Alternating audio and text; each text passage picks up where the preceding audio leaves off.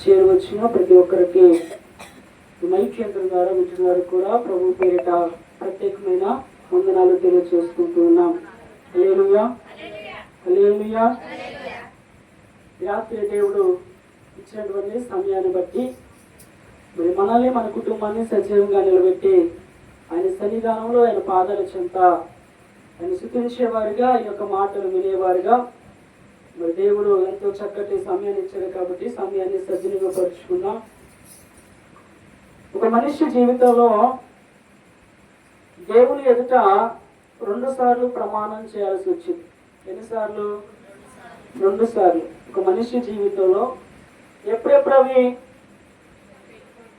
ఒకటేమో వివాహము, రెండవది దేవుని స్తోత్ర దేవుడా, హల్లెలూయా. మొదటిదేమో పెద్దల ఎదుట, తర్వాత దేవుని ఎదుట, వచ్చినటువంటి బంధుమిత్రుల ఎదుట, అందరి ఎదుట ఏం చేయాలంటే దేవుని పిల్లగా వివాహ సంబంధంలో ప్రమాణం చేయాలి. మరి రెండవది ఎవరి ఎదుట చేయాలి? సంఘం ఎదుట. తర్వాత దేవుడు భూమిని ఆకాశాన్ని సాక్షులుగా ఉంచిన వారి ఎదుట, దైవజనుల ఎదుట, మరి ముఖ్యంగా దేవుని పిల్లగా దేవుని ఎదుట ఏం చేస్తారంటే బాప్తిసం తీసుకున్నప్పుడు ప్రమాణం చేస్తూ ఉంటాం. వివాహ బంధమేమో దేవుని పిల్లగా ఒక కుటుంబాన్ని కలిపితే, అదే రక్షణ బంధము, ఆత్మీయత, బాప్తిసం ఏం చేస్తుందంటే నిన్ను దేవుని కలిపి పరలోక రాజ్యానికి చేర్చింది. వివాహ బంధములను దేవుని పిల్లగా ఒక్కొక్కసారి ఏమైపోతామో తెలియదు, కానీ రక్షణ బంధం మాత్రము దేవుని పిల్లగా ఖచ్చితంగా మనం కరెక్ట్ గా ఉంటే దేవుని యొక్క రాజ్యానికి చేర్చింది. దేవునికి మనకున్నటువంటి సంబంధాన్ని దేవుని పిల్లగా మరింత దగ్గర చేసి మనల్ని ఎక్కడ చేర్చిందంట? పరలోక రాజ్యానికి చేర్చింది. అయితే దేవుని పిల్లగా ప్రభునందు ప్రియమైనటువంటి సహోదరులారా, కొంతమంది జీవితాల్లో ఏం చేస్తుంటామంటే దేవుని ఎదుట ప్రమాణం చేసినటువంటి ప్రమాణాన్ని ఒక్కొక్కసారి మనం తొలగిపోతూ ఉంటాం. ఎందుకు అంటే దేవుని పిల్లగా దేవుడు లోకం ఎంతో ప్రేమించాడంట. దేన్ని ప్రేమించాడు? లోకాన్ని. లోకంలో ఏమున్నాయి అంటే అన్నిటికంటే విలువైనటువంటి వారుగా మనం ఉన్నాం. ఆయన స్వరూపమందు మనల్ని చేసుకొని దేవుని పిల్లగా మనల్ని ప్రేమిస్తూ వస్తూ ఉన్నాడు. బంధువుల కంటే ఎక్కువ ప్రేమిస్తున్నాడు. తల్లిదండ్రుల కంటే, అన్నదమ్ముల కంటే, ఆత్మీయుల కంటే, దేవుని పిల్లగా చుట్టవారి కంటే, నీ స్నేహితుల కంటే, అందరికంటే కూడా దేవుడు ఏం చేస్తున్నాడంట? మనల్ని ప్రేమిస్తూ వస్తున్నాడు. ఎందుకంటే ఆపదలో ఉన్నా, ఏదైనా సమస్యలు ఉన్నా కానీ వారన్నా తొలగిపోతారేమో, కానీ దేవుని పిల్లగా దేవుడు మాత్రం ఆయన ఆనుకొని బ్రతికినప్పుడు ఖచ్చితంగా సహాయము వస్తూ ఉంటది. దేవునికి స్తోత్రం చెబుతాను. హల్లెలూయా. చాలా మంది జీవితంలో మనం గమనించినట్లయితే ఒక్కొక్కసారి సహాయం రాకపోయింది అనుకోండి, మనం అనుకుంటాం ఏమిటంటే దేవుడు ఎడవాసిపోయిండేమో, దేవుడికి సహాయం చేయలేడేమో అని చెప్పి మనలో ఒక అవిశ్వాసం అనేది వస్తూ ఉంటది. కానీ దేవుని దృష్టిలో దేవుని పిల్లరా నీవు అవిశ్వాసంగా ఉండకుండా, లేకపోతే ఆ సమయంలో దేవుడు నీకు సహాయం చేయకుండా ఉన్నాడంటే నిన్ను ఎడబాసని కాదు, కానీ దేవుని పిల్లరా నీకు రావాల్సినటువంటి సమయము రావాలి. ఏంటంట? నీకు రావాల్సినటువంటి సమయము రావాలి. ఎప్పుడైతే దేవుడు ఒక సమయాన్ని నీకు నిర్ణయిస్తాడు, ఒక కాలాన్ని నీకు నిర్ణయిస్తాడు, ఆ కాలంలో దేవునికి ఆ సమయాల్లో ఖచ్చితంగా దేవుని పిల్లల దేవుడి దగ్గర నుంచి సహాయం అనేది వస్తూ ఉండదు. కాబట్టి దాని కొరకు మనం ఏం చేయాలంటే కనిపెడుతూనే ఉండాలి. దాని కొరకు ఎన్నో శ్రమలు అనుభవిస్తూనే ఉండాలి. దాని కొరకు నిందలైనా, అవమానాలైనా, హేళనకరమైనటువంటి స్థితులైనా కానీ ఏదైనా సరే కానీ దేవుని పిల్లగా దేవుడు నీకు ఇచ్చేటువంటి సమయం కోసం మనం ఏం చేయాలంటే ఎదురు చూడాలి. ఎలా ఎదురు చూడాలంటే అవిశ్వాసంగా కాదు, కానీ ఏ రోజైనా దేవుడు నన్ను దర్శిస్తాడు, ఏ రోజైనా దేవుడు నన్ను దర్శించి నాకున్నటువంటి లోటుపాట్లను తీసివేస్తాడు, ఏ రోజైనా దేవుడి యొక్క దర్శనం నాకు కలిగింది. ఎందుకంటే అనేక మందిని దర్శించినటువంటి దేవుడు, అనేక మంది ప్రవక్తను దర్శించిన దేవుడు, అనేక మందిని బాగు చేసినటువంటి దేవుడు రేపటి రోజున కూడా నా స్థితిని ఏం చేస్తారంట? బాగు చేస్తారు. దేవుడికి స్తోత్రం చెబుదాం. హల్లెలూయా. మరి ఇవన్నీ జరగాలంటే మనం ఏం చేయాలా? ప్రమాణాన్ని దాటిపోవాలా? దేవుని పిల్లగా దేవునికి మనకు కలిపినటువంటి ప్రమాణం ఏదైతుందో, బాప్తిసం ఏదైతుందో దాన్ని కూడా పక్కనంట పెట్టకూడదు. అది పక్కన పెడితే దేవుని పిల్లగా దేవునికి నీకు సంబంధం ఉన్నట్టేనా? కొన్ని మాటలు మనం గమనించినట్లయితే పరిశుద్ధ గ్రంథం నుంచి మత్తయి సువార్త 11వ అధ్యాయము 20వ వచనంలో, మత్తయి సువార్త 11వ అధ్యాయము 20వ వచనము, పేజీ నంబర్ 12, కొత్త నిబంధన. జాగ్రత్తగా వాక్యాన్ని గమనిద్దాం. పిమ్మట ఏ ఏ పట్టణములలో ఏం చేశాడంట? ఆయన పట్టణాలలో ఏం చేశాడు? ఆయన విస్తారమైన అద్భుతములు చేసను. ఆ పట్టణములు గల వారు పొందారా? పొందలేదు. ఇక్కడ పొందకపోవటం వలన ఆయన వారిని ఇలాగ గద్దింపసాగాను. అయ్యో కొరైజీనా, అయ్యో బెత్సయిదా, ఏంటంట?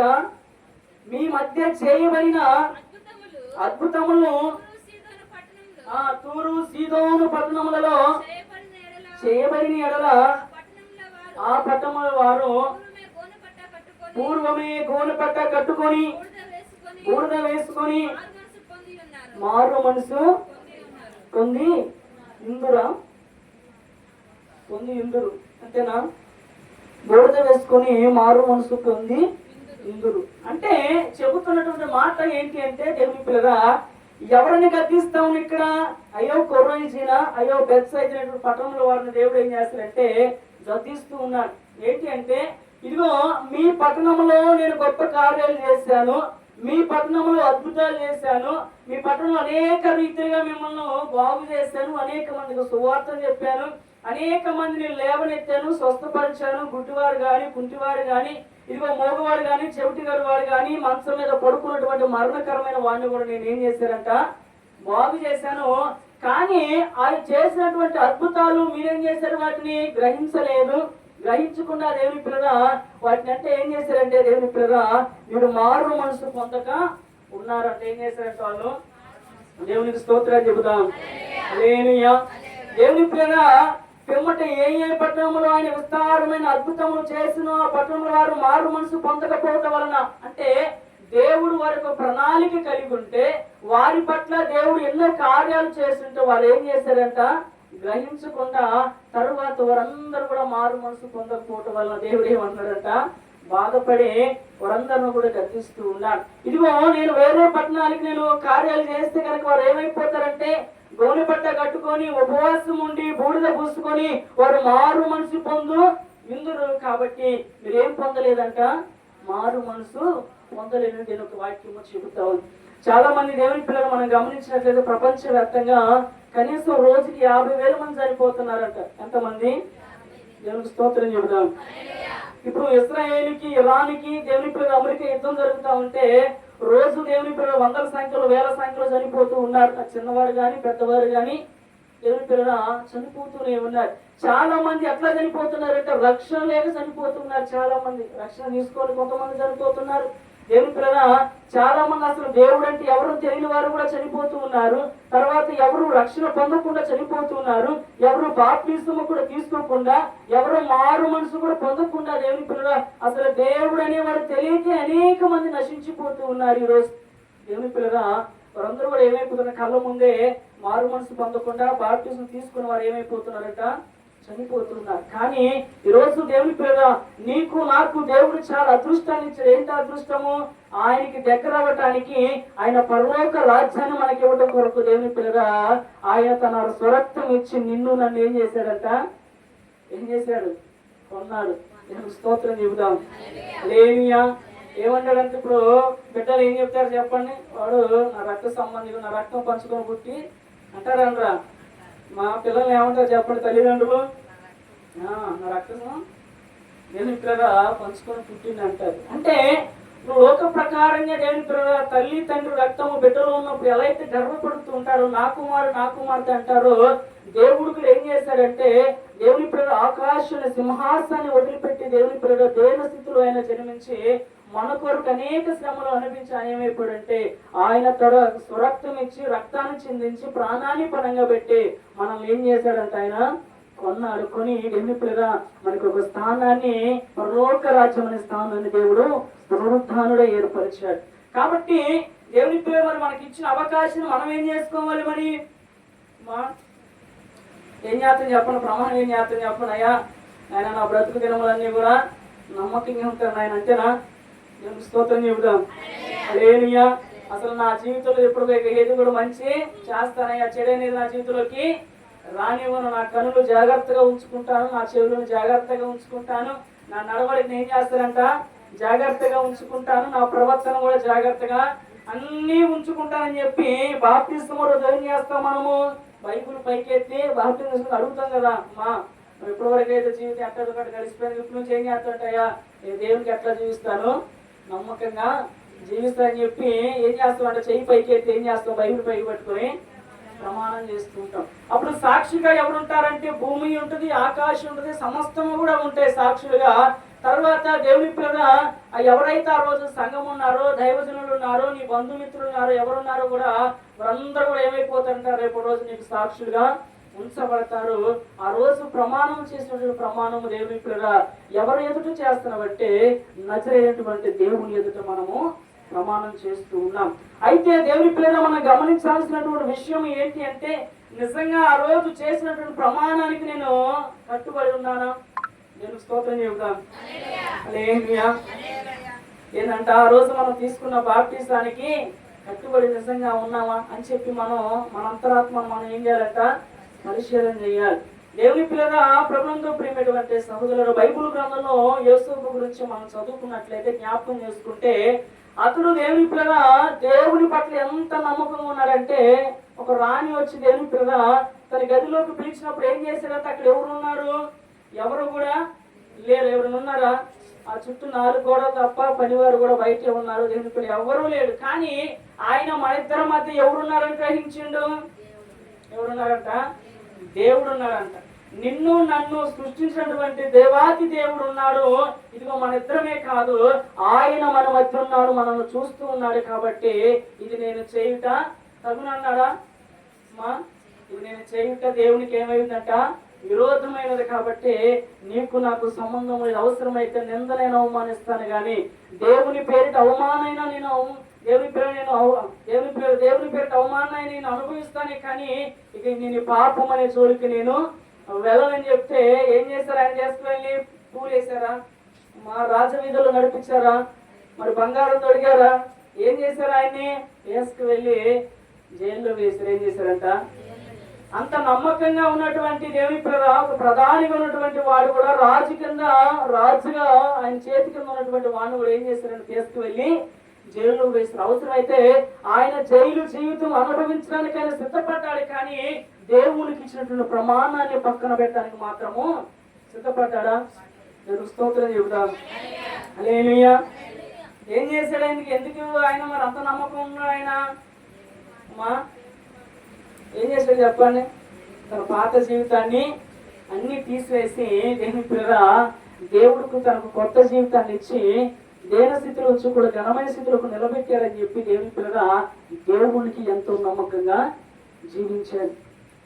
పాతరోత జీవితాన్ని కడిగి వేసితివే, మలిన మంటిన నా బ్రతుకును కడిగి వేసితివే. పాతరోత జీవితాన్ని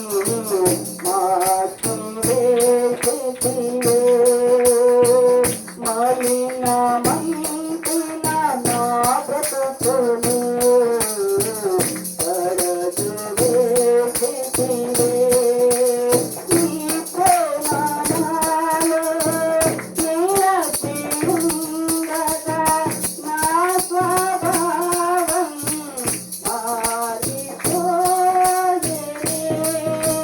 నీ ప్రేమలో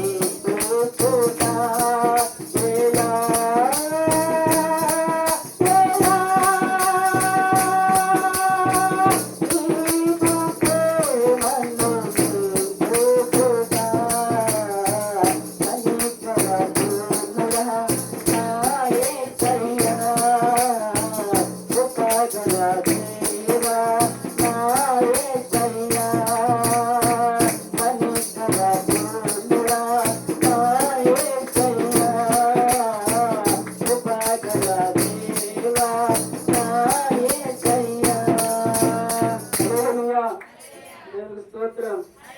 పాట ఎట్లుంది? నేనే రాసేది. నేను స్తోత్రం చెబుతాను. కాబట్టి దేవుని పేర దేవుడు ఏం చేశారంట? పాత రోగ జీవితాన్ని తీసివేశారు. కాబట్టి అందుకొరకే యేసు ఏం చేశాడంటే అందమైనటువంటి స్త్రీ కనపడ్డా కానీ దేవుని పేర దేవుడికి ఇచ్చినటువంటి నమ్మకాన్ని ఆయన పక్కన పెట్టలేదు. ఆ రాజ్యాన్ని దేవుని పేర అనుభవించడానికి అన్ని అర్హతలు ఉన్నాయి. కానీ తన భార్య విషయంలో దేవుని పేరు రాజు యొక్క భార్య విషయంలో తనకు అధికారం అనేది లేదు. కాబట్టి ఏం చేశారంటే నీకు నాకు మధ్య ఎవరున్నారంట? దేవుడు ఉన్నాడు. కాబట్టి నేను ఆ జోలికి వెళ్ళని చెప్పి అవసరమైతే జైలు జీవితాన్ని కూడా అనుభవించడానికి సిద్ధపడ్డాడు. ఎందుకు అంటే దేవుడు తన మీద ఏం చేసినట్టే నమ్మకం అనేది పెట్టుకున్నాడు. కాబట్టి అందుకనే రాత్రి దేవుని పిల్లగా ప్రభునందు ప్రియమైనటువంటి సహోదరులుగా చాలా మంది జీవితాలు ఎలా ఉన్నాయంటే ఆ రోజు బాగానే ప్రమాణం చేస్తూ ఉంటాం, ఆ రోజు బాగానే తీర్మానం చేస్తూ ఉంటాం, ఆ రోజు దేవుని పేర నిజంగా నేను ఉత్సాహంగా ఉండి చెప్పి ఆ రోజు ప్రమాణం చేస్తూ ఉంటాం. కానీ ఆ ప్రమాణము ఆఖరి దాకా నిలబెట్టుకున్న వాడే నిజంగా దేవుని పేర దేవుని యొక్క కుమారుడు. ఎవరంట? ఎప్పుడైతే దేవుని పేర లోక సంబంధంగా నువ్వు ఉన్నావో దేవుడు వాటన్నిటిని వేరు చేసి బాప్టిజం ద్వారా, మారు మనసు ద్వారా, రక్షణ ద్వారా నేను ఎప్పుడైతే ఆయన దగ్గరకు చేర్చుకున్నాడో ఆ యొక్క నమ్మకం దేవుని పేర ఆ బాప్టిజం తీసుకున్నటువంటి మొదలుకొని మరణం వరకు కూడా ఏం చేయాలంట? ఆ బాప్టిజం అలా నిలకడగా ఉంచుకోవాలి. అలాగే దేవుని పేర మారు మనసును కూడా నిలకడగా ఉంచుకోవాలి. కానీ ఇక్కడ దేవుడు గతిస్తున్నాడు. ఏంటి అంటే మీకు ఎన్నో అద్భుతాల కార్యాలు చేశాను, మీకు ధనము లేనప్పుడు ధనం ఇచ్చాను, ఆరోగ్యం లేనప్పుడు ఆరోగ్యం ఇచ్చాను, ఇదిగో మీరు మొదలుపెట్టినప్పుడు నేను ఏం చేసి మీకు ఉత్తరం ఇచ్చాను, ఇదిగో మీరు ప్రయాసముతో భారముతో ఉన్నప్పుడు నేను మీకు నెమ్మది, సమాధానం, శాంతిని అన్నిటిని మీకు ఇచ్చాను. మీరు అడిగిందల్లా నేను ఇస్తే మరి నేను అడిగింది నేను కోరుకున్నది ఏం మీరు చేయలేదంటే మారు మనసు పొందకపోవటం వలన తర్వాత నీ మీద పెట్టుకుంటున్న నమ్మకాన్ని నువ్వు ఏం చేసావంట? పక్కన పెట్టి నీకు నాకు దూరాన్ని ఏం చేస్తున్నావంట? పెంచుకుంటున్నావంట. దేవునికి స్తోత్రం చెబుతాం. హల్లెలూయా. ఏం చేస్తామంట? మనము దేవుని పేర బాప్టిజం తీసుకున్న తర్వాత దేవునికి ఇష్టంగా లేకపోతే రోజు రోజుకి దగ్గర అవుతుంటావా, ఎడమైతుంటావా? అమ్మా ఎడమైపోతుంది. అంటే ఇప్పుడు ఎవరికై వాళ్ళు దేవుని ఎడం చేస్తున్నారు? మనకై మనమే ఎడం చేస్తున్నాం. కాబట్టి కానీ యేసు వాళ్ళు చేశాడా? ఏం చేశాడు యేసోబు? మా దేవుని పేర ఏవు నాకు లోక సంబంధమైనటువంటి అందమే కానీ ఆత్మీయ సంబంధిత అందము కాదు. నీ వల్ల నా పరలోక రాజ్యం నాకు చెడిపోతుంది. కాబట్టి నాళ్ళు పెట్టుకున్న నమ్మకం అక్కడ రెండు విధాలుగా ఉన్నాడు. ఒకటి దేవుడుకున్నాడు, తర్వాత తన భర్త అయినటువంటి రాజు కూడా నమ్మకంగా ఉన్నాడు. ఎన్ని విషయాలు ఉన్నాయి? ఎంతమందికి ఉన్నాడు ఆయన? మా ఆమె ఏం చేసింది? రాజుకు చెప్పి పిలిచింది ఆయన్ని. మా మాట్లాడలేదు. రాజు చెప్పి పిలిచింది ఆయన్ని, రాజుకు తెలియకుండా పిలిచింది. కానీ రాజుకు నమ్మకంగా ఉన్నాడు. ఎందుకు ఉన్నాడంటే నన్ను చేర్చుకున్నాడు, నాకు ఇంత బాధ్యతను అప్పగించాడు. కాబట్టి రాజుకు నమ్మకంగా ఉండాలి, రారాజు అనేటువంటి దేవుడు కూడా నమ్మకంగా ఉండాలని చెప్పి పారిపోయే జైలు జీవితాన్ని అనుభవించాడు. కాబట్టి రాత్రి మనం గ్రహించాల్సినటువంటి విషయము దేవుని పేర అది నువ్వైనా నేనైనా ఎవరైనా కానీ దేవుని పేర దేవుడు ఇచ్చినటువంటి రక్షణ నిజంగా నిర్లక్ష్యపరుస్తున్నామా? దేవుడు ఇచ్చినటువంటి రక్షణ దేవుని పేర నిజంగా నమ్మకంగా ఉండి కొనసాగుతున్నామా? చాలా మంది రక్షణ లేక చనిపోతూ ఉంటే, అనేక మంది రక్షణ లేక దేవుని పేర రాలిపోతూ ఉంటే, అనేక మంది రక్షణ లేక ఎన్నో వ్యాధుల చేత, బాధల చేత, యాక్సిడెంట్ల చేత, ఎన్నో వ్యాధుల చేత దేవుని పేర తెలిసి తెలియనటువంటి వైద్యాలు కూడా అందుచిక్కినటువంటి వ్యాధుల చేత చనిపోతూ ఉంటే దేవుని పేర చక్కటి జీవితాన్ని ఇచ్చినటువంటి మనందరికీ దేవుడు దేవుని పేర ఆయన ఇచ్చినటువంటి సురక్షణ ఇచ్చినటువంటి మనము దేవుని పేర నిజంగా దేవునికి నమ్మకంగా ఈరోజు జీవిస్తున్నటువంటి విధానాన్ని మనం ఏం చేయాలంటే గమనించాలి. అందుకనే ఏం చేస్తున్నట్టు ఇక్కడ వేరే పట్టణంలో నేను అద్భుతాలు చేస్తే వారు బాగానే మారు మనసు పొందేవారేమో, వేరే పట్టణంలో బాగా నేను కార్యం చేస్తే వారు ఏమైపోతారంట? ఇగో గోనెపట్ట కట్టుకొని బూడిద పూసుకొని హాయిగా ఉపవాసం ఉండి నాకు నమ్మకంగా జీవించారేమో. కానీ మీరేమైపోయారంటే బొత్తిగా ఏమైపోయారంట? తొలగిపోయి ఉన్నారు. కాబట్టి అందుకనే మరి మనం ఏం చేయాలంటే దేవుని యొక్క ఎదుట చేసినటువంటి ప్రమాణాన్ని తప్పున్నామా లేకపోతే ఇంకా నిలకడగున్నామా అని చెప్పి ఎవరు చెప్తారు మాట? మన అంతరాత్మ చెప్తుంది. ఏంటంట? ఎవరు చెప్తారు ఇదంతా?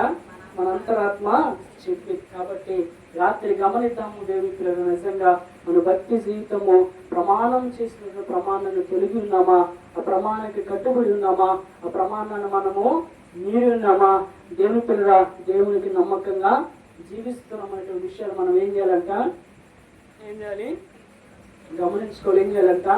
అందుకనే రాత్రి దేవుని పిల్లలు అనేక మంది రక్షణ లేక చనిపోతూ ఉంటే, మరి నీకు నాకు దేవుడు రక్షణ ఇచ్చిందా లేదా? ఎక్కడో రాలిపోవలసిన వారము, ఎక్కడో పడిపోవలసిన వారము, ఎక్కడో చనిపోవలసిన వారము, ఎప్పుడో దేవుని పిల్లలు మట్టికి అప్పచెప్పవలసిన వారు మనల్ని ఏం చేసేట దేవుడు ఇన్నాళ్ళు నీ కుటుంబాన్ని నా కుటుంబాన్ని సజీవంగా ఉంచి ప్రతి పనులను ప్రయాణంలో దేవుడు తోడుగా ఉండి దేవుని పిల్లలు నిన్ను కంటి రెప్పల కాస్తూ ఉంటే, ఆయన కాపల దేవునితల కాపల ఉంచి నిన్ను కాస్తూ ఉంటే, ఇప్పుడు మనం చేసేది ఏంటి? అందుకని దేవుని పిల్లల రెండు ప్రమాణాలు మనిషి జీవితంలో ఉంటే, ఒకటేమో వివాహ సంబంధమైనటువంటి ప్రమాణము, రెండవది పరలోక రాజ్యము చేరేటటువంటి ప్రమాణం ఏంటంటే బాప్టిస్ము. అప్పటిదాకా లోకంలో ఉండొచ్చు, లేకపోతే ఏ విధంగా తిరగొచ్చు, కానీ ఎప్పుడైతే బాప్టిస్ము తీసుకున్న తర్వాత ఎవరికి దగ్గర అవుతామంట? మా వివాహంలో ఎవరికి దగ్గర అవుతాము? భర్తకు భార్యకు దగ్గర అవుతాం. మరి బాప్టిస్ము తీసుకున్న తర్వాత సంఘాన్ని దేంతో పోల్చింది దేవుడు? మా సంఘాన్ని దేంతో పోల్చింది దేవుడు? భార్య. మరి ఇప్పుడు భార్య ఎవరికి నమ్మకం ఉండాలి? భర్త అంటే ఎవరు? దేవుడు. అంటే దేవుని పిల్లల మరి ఇప్పుడు మొదటి ప్రమాణం ఏమో భూలోక సంబంధమైన వివాహం అయితే, రెండవ ప్రమాణం ఏంటి మన జీవితంలో? బాప్టిస్మ్. ఆ బాప్టిస్మ్ ద్వారా ఇప్పుడు ఎవరికి నమ్మకం ఉండాలి? దేవుడు. అంటే దేవుని పిల్లల సంఘాన్నేమో భార్యగా పోల్చాడు, తర్వాత దేవుని పిల్లలు ఆయన ఏమో భర్తగా ఉన్నాడు. కాబట్టి అందుకనే భార్య భర్త జీవితాన్ని దేవుడు భూలోకంలో ఎంతో ఆనందంగా ఇచ్చారు. కాబట్టి ఆనందాన్ని చాలా మంది దేవుని పిల్లల నమ్మకాలు లేక ఒమ్ము చేసుకుంటాం పరిస్థితి వచ్చింది ఈరోజు. కాబట్టి దేవుని పిల్లల అందుకనే పరలోక సంబంధమైనటువంటి బంధము మనది. కాబట్టి ఆ బంధాన్ని మనము ఆయన నుంచి ఎప్పుడు విడిచిపోకూడదు, కానీ ప్రతి క్షణం కూడా మనం ఏం చేయాలంటే దగ్గర అవుతూనే ఉండాలి. అంతేనా కాదా? దగ్గర అవ్వాలా కాదా? దేవుని స్తోత్రం చెబుతాం. హల్లెలూయా. కాబట్టి ప్రతి క్షణము రోజు రోజుకి మన భక్తి జీవితం దిగజాడాలా పెరగాల? చెప్పండి. ఏం చేయాలి?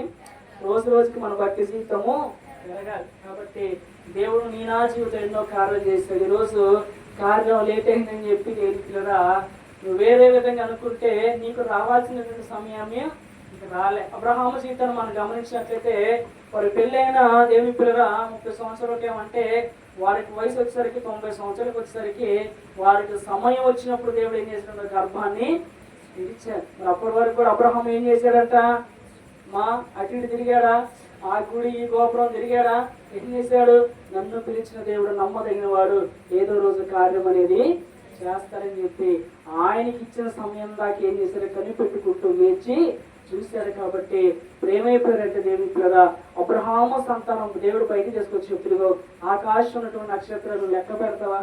లెక్క పెట్టలేస్తారా? మనం ఒక లెక్క పెట్టేసరికి ఇంకోటి వచ్చి ఉంటాం పక్కన, లెక్క పెట్టలేవు. దేవుడు అన్నాడు అంత విస్తారమైనటువంటి సంతానం నీకు ఇస్తానని చెప్పిండు దేవుడికి. అందుకనే ఇశ్రాయేలు ప్రజలు మొత్తం ఎవరు సంతానం అయి ఉన్నారు? అబ్రహాము సంతానం నుంచి అబ్రహాము, ఇస్సాకు, యాకోబు. యాకోబు ఇశ్రాయేలుగా మార్చబడ్డాడు. ఐగుప్తుని తీసుకొచ్చిన సంతానము. కాబట్టి అందుకనే దేవుని పిల్లల అదే కనుక అబ్రహాము అవిశ్వాసం ఉంటే ఆ కార్యం జరిగేదేనా? కాబట్టి నీ సమయము వచ్చేదాకా నువ్వేం చేయాలంట? ఏం చేయాలి?